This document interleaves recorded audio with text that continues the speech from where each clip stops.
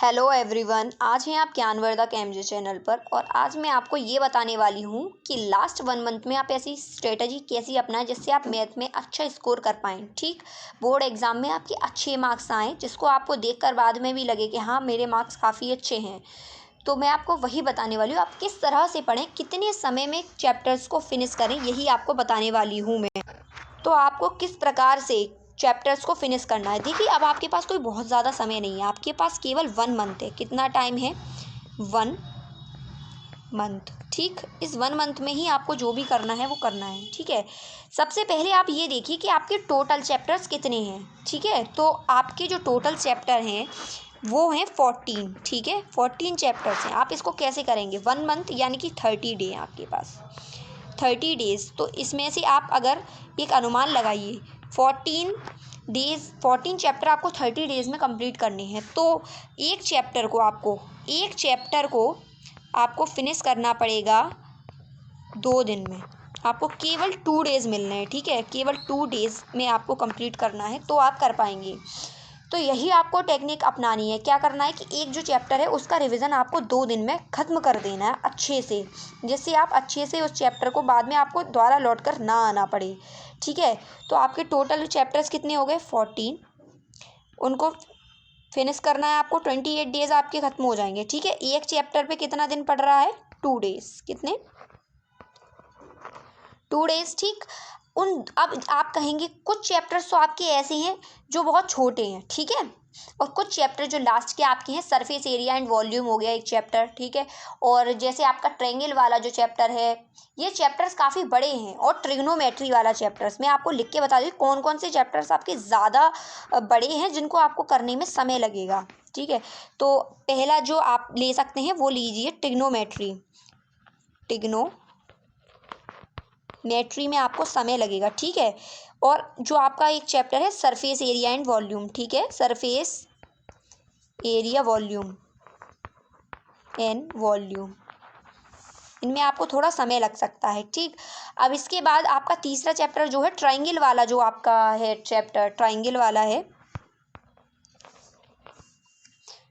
वाला जो, और आपका जो एक और चैप्टर रहने वाला है वो है सर्कल वाला, ठीक, सर्कल का जो, इसमें 2 चैप्टर्स हैं। आपको ध्यान होगा इसमें कितने चैप्टर्स हैं? 2 चैप्टर। ठीक, तो ये आपको ज़्यादा समय लेंगे आपका। तो इसको आपको कैसे करना है? आप थोड़ा एडजस्ट खुद करना पड़ेगा आपको माइंड में। जैसे आपके स्टार्टिंग के चैप्टर है जो फर्स्ट सेकेंड थर्ड, उनको थोड़ा जल्दी करिए। इसको थोड़ा जब आप जल्दी फास्ट करेंगे तो लास्ट के जो आपके हैं, लास्ट के जो चैप्टर्स हैं जैसे 3 से लेके 14 तक, इसके बीच में कुछ चैप्टर्स जो आपके ज़्यादा टाइम लेंगे करने में। ठीक है, तो उनको आप समय दे दीजिए। इन चैप्टर्स को आप फिनिश करिए, एक ही दिन में फिनिश कर दीजिए।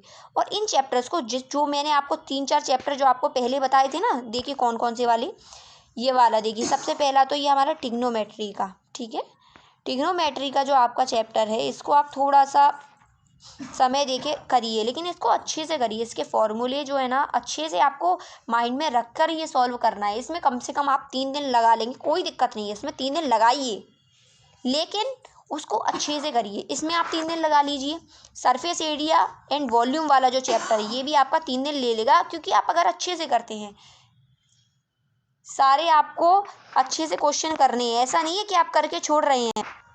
ठीक है, आपको ट्रिग्नोमेट्री जो है इसमें 2 चैप्टर से आपको पता ही होगा, एक छोटा चैप्टर है, एक बड़ा चैप्टर है। तो आपको ये ओवरऑल 3 दिन में आपको फिनिश कर लेना है। ठीक है, सरफेस एरिया एंड वॉल्यूम जो है आपको ये भी 3 दिन में कर लेना है। तो इनमें आपके कितने दिन चले गए? इसमें आपके 3 और 3 6 दिन चले गए।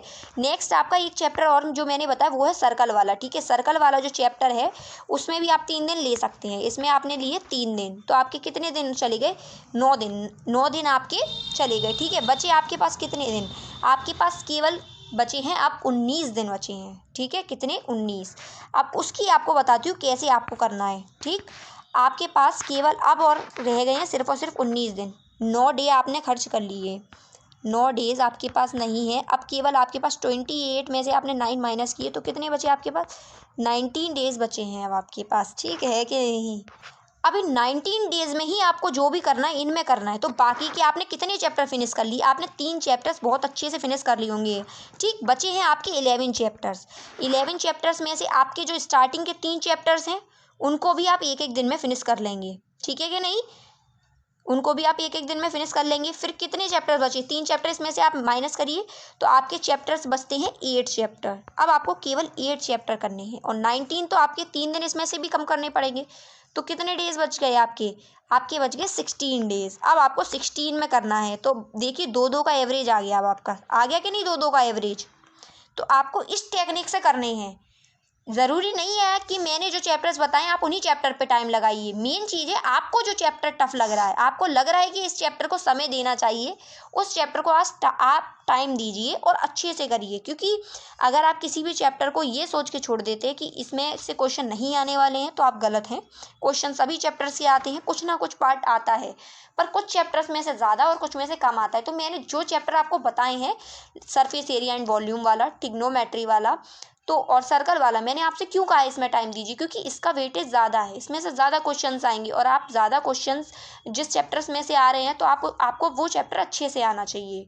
ठीक है, तो आप लोग इन चैप्टर को अच्छे से कीजिए। ये जो मैंने आपको बताई है ना स्ट्रेटजी, अगर आप इस प्रकार से कोई भी पेपर की स्ट्रेटजी आप बनाते हो ना तो आपका पेपर अच्छे से होने वाला है, आपके अच्छे मार्क्स आने वाले हैं। तो यही स्ट्रेटजी, तो नॉर्मली एक ओवरऑल एवरेज स्ट्रेटजी अगर हम देखते हैं तो एक जो चैप्टर है आपका 1 चैप्टर फिनिश होना चाहिए 2 डेज के अंदर। ठीक, इस प्रकार से अगर आप करते हैं तो आपका कोई भी दिक्कत नहीं आने वाली, सारे चैप्टर हो जाएंगे। अब आपके बचे कुछ दिन बचे होंगे, ठीक है, लगभग आपके बच जाएंगे, उसमें से तो 2 दिन बच रहे हैं, ठीक है, कुछ दिन और बचे। तो इनमें आपको क्या करना है? इनमें आपको फॉर्मूले, जो आपके जो फॉर्मूले हैं ना, फॉर्मूलाज, उन फॉर्मूला को आपको पढ़ना है अच्छे से, आपके माइंड में याद हो जाने चाहिए। ऐसा नहीं है कि बस चल रहे हैं, फॉर्मूले अच्छे से रिमेंबर होने चाहिए कि आप भूलें नहीं, क्योंकि फॉर्मूलों का बहुत बड़ा रोल है भाई, बहुत ज़्यादा बड़ा। ट्रिग्नोमेट्री चैप्टर ले लीजिए, अगर आपको नहीं पता कि sine square theta plus cos square theta equals to 1 तो आप नहीं कर सकते हो, आप उसको नहीं लगा पाओगे, उस आइडेंटिटी का यूज़ नहीं कर सकते हो। तो आपको फॉर्मूले आइडेंटिटीज़ बहुत अच्छे से पता होनी चाहिए, तभी आप कर पाओगे। ठीक है, तो आई होप कि आप लोगों को जो वीडियो में मैंने समझाया समझ आया होगा और आप अच्छे से स्ट्रेटजी बना पाएँ और अच्छे से सारे चैप्टर्स को कर पाएँ। और आप मेरे चैनल ज्ञानवर्धक MJ को सब्सक्राइब कीजिए और लाइक शेयर द वीडियो।